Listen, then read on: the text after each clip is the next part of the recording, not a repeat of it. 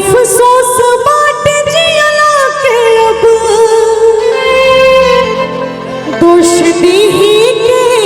कर एक बार आके देख लेवे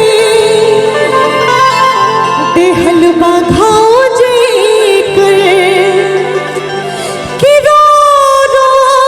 के घावन सियल करील हम एगो बेवफा के याद में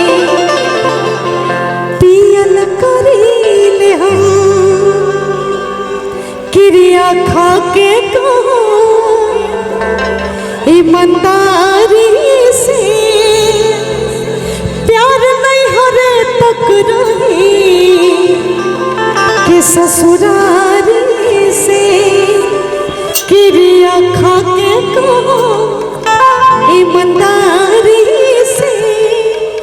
प्यार नहीं हरे तक रही कि ससुरारी से कि एगो बेवफा के याद में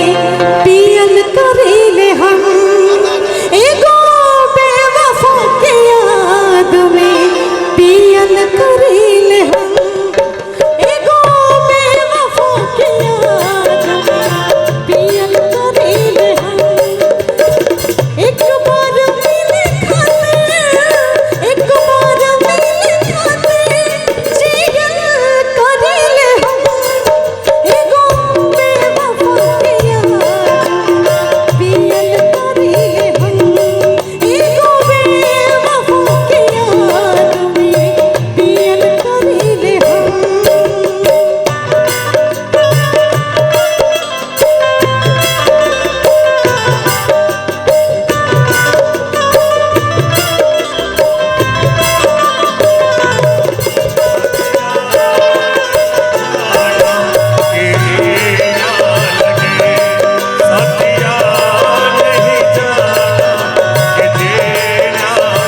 एगो बेवफा के याद में पियल करीले हम एगो बेवफा के याद में अफसोस बाट जियला के अब दोष दीही के कर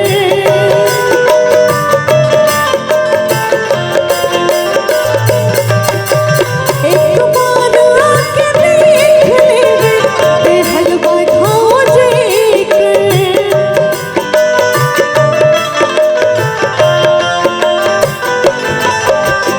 अफसोस बाट जियला के अब दोष दीही के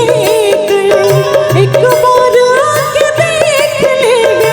देहल बाघाओ जी कर रो रो के घाव रोश सियल करीले हम एगो बेवफा के याद में पियल करीले हम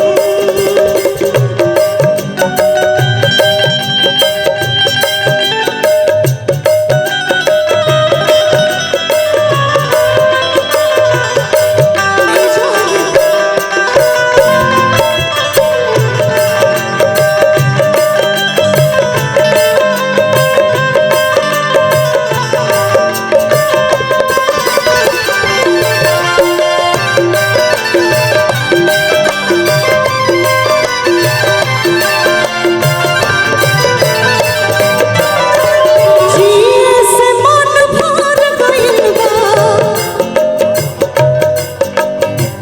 बहुत आपको भी कुछ ना कुछ दर्द होगा, तभी आपको भी एहसास हुआ है। कितना दिन भर में सेवन करते हैं। जब प्यार में बेवफाई मिलता है तो आदमी दारू पीता है कि नहीं? लोग तो ऐसे भी पीता है, लेकिन बेवफाई में ज्यादा पीता है। कि जिए से मन भर गइल बा मौत ना आवेला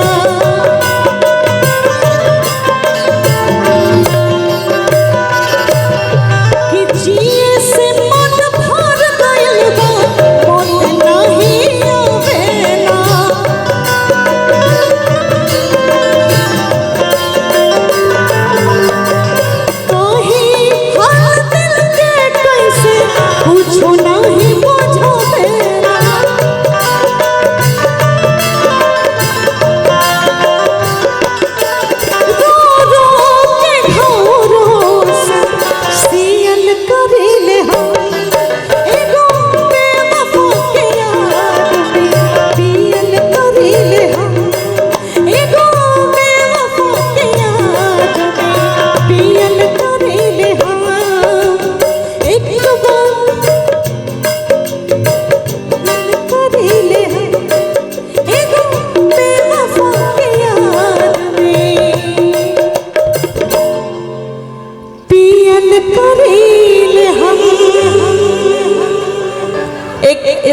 से याद आया अगर भैया